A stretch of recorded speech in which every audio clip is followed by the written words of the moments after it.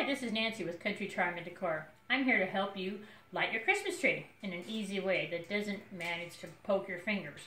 Anyway, what I've done is I bought an artificial tree here that I bought on sale at a garage sale for about $5. The key was that I bought it in the summertime. That's the best time. People are getting rid of stuff and their prices are bottom. In fact, I think she had it for 10. I said, would you take 5? And she said, sure. She even helped me load it in the car, or rather her husband did.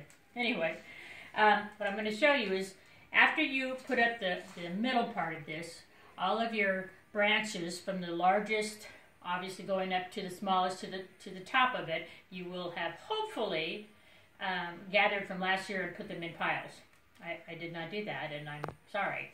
Anyway, so now we have the branches on that we're going to do. Now you may notice that we only have a third of the branches up. That's because we have large presents underneath, and they always get caught in the branches. So my husband said, go ahead and start on the third one up. So that's what I'm doing. You don't have to do that, but that's up to you. Anyway, so what I'm going to do is these branches are laid flat as they would be in the box. And they're just simply not fluffed up, they're not pretty, they're not arranged in any way or form. What I'm just going to do is I'm going to take and double check my lights, because you certainly don't want to have a tree that you put the lights on and then they don't work. So always test your lights first, because they do have a shelf life. And it always seems like they always go out at the worst times. So I have a little bit of the tail here, and that will be hidden. I'm going to take this, and I'm going to take it to the very back of the branch, and I'm going to slide it simply right down the middle. See how easy that was? It's right straight down the middle.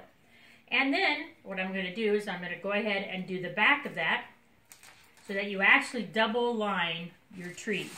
I'm going to go down here, and it's going to go around. And now I'm going to take the last branch and use it to tie on. And I'm going to take this over to the next limb, I'll call it. And that's going to go all the way down again and then back up. And I'm going to go ahead and wrap it around that same branch, go on to the next limb, to that branch, and down. Now, as you can see that happening, what I'm going to do after is going to go ahead and pull these up. And I learned once that you always pull up the Christmas tree branches upward, because that's the way they grow naturally.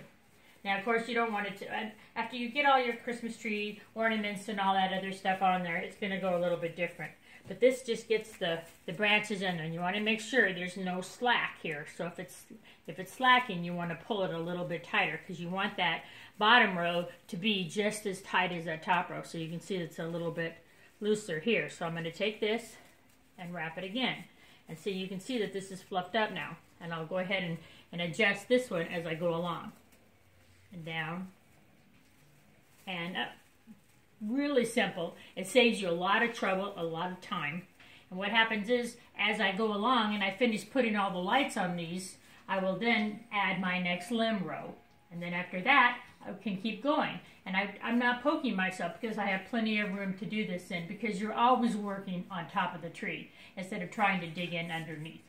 I hope that helps you, and I hope you have a Merry Christmas and Happy Holidays. Thanks. Bye.